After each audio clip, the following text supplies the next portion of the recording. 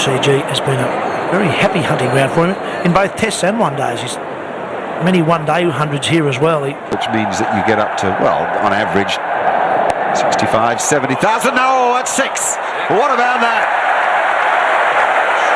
Shows you that Ponting has his senses really sharp out there.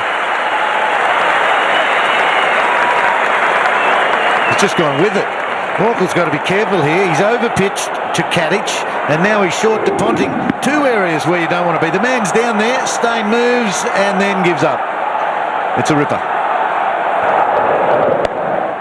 I think probably slipped in his follow-through. He had to look back at where his front foot's landing. Go get it, and it's a long chase at Melbourne.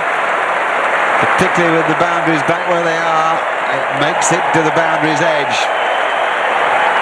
The third really authoritative stroke from Ricky Ponting. 3 in the cover ring, a mid-on and mid-wicket, and a long leg. Here he comes to the Australian captain, Ricky Ponting. And Ponting immediately into his stride. The perfect way to begin after lunch. Yes, Ponting playing nice and straight. That's always a good sign when you see the Australian captain hitting the ball down the ground. Lovely stroke. Really is, even though the ball just swung a bit on Ponting. Mark Taylor said just a moment ago, the sign with Ponting's form is how he drives down the ground. Both Steyn and Morkel have had trouble hitting the right length. The idea is right, to get it up there, give it a chance to swing, and you accept as a swing bowler that you're going to be driven for a few boundaries. The Australian captain. Not when it's bowled at his pads, though.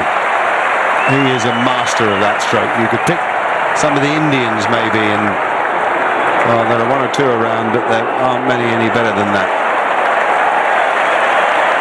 And what's more, they've run 4. And that's exactly where you don't want to bowl to Ricky Ponting.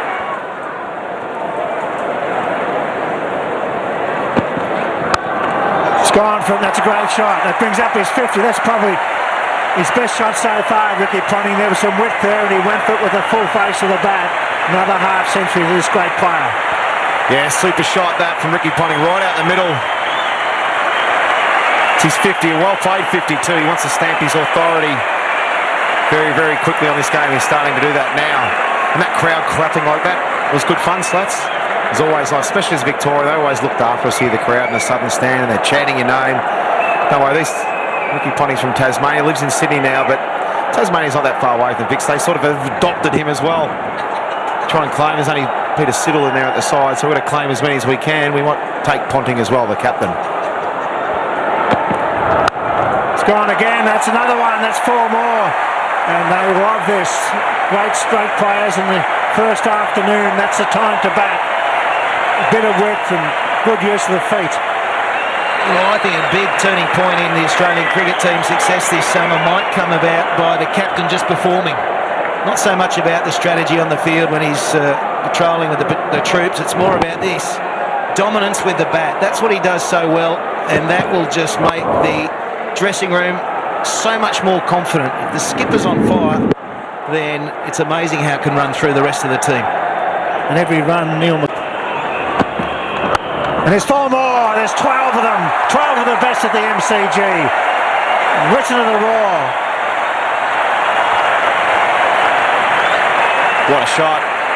That's the best one of it. 3 in a row to finish. Great on drive, 1 for 128.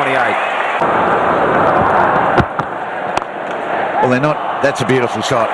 Beautiful shot. He hasn't been as effective driving to mid-off, but the rolling forehand down the ground has been spot on.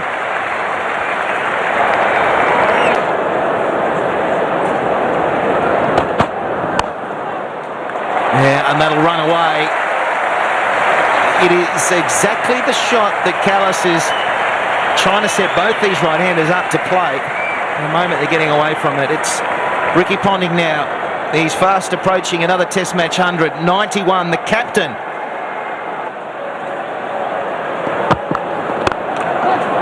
And his stroke play, absolutely delightful. That'll move Ricky Ponting to 98 in front of this amazing crowd. The Boxing Day Test match And it's delivering the goods for Ricky Ponting. Well, he's raced to 98, only 117 deliveries so far, but his last 15, 20 runs have come extremely quickly. He's looking to attack just about everything at the moment.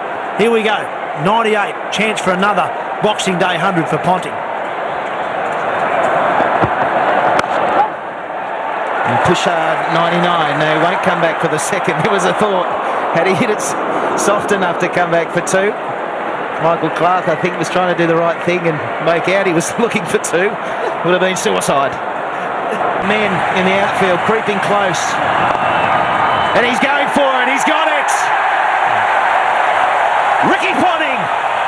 He loves a Boxing Day Test match. He asked Santa for one thing. Santa delivered. A Test match 100.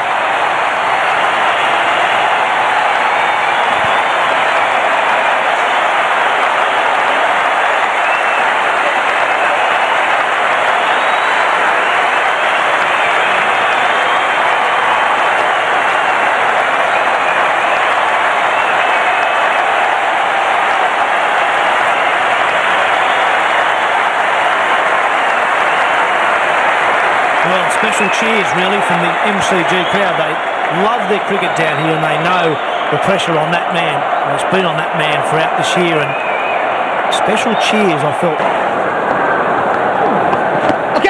It's gone. That's out. Inside edge. And yes, the finger goes up. Right on the tee break. How often do you see it? It'll come back to an inspired bowling change. Paul Harris come in to apply the pressure, and that's exactly what's happened. That is a big, big blow for the Aussies. Yeah, I thought he was brought on mainly for Michael Clark, but he picks up Ricky Ponting. 101 is a terrific innings, but what a wicket just before tea. And once again, it's Paul Harris who's delivered, and Ponting, I'm sure, will get a huge cheer on his way off.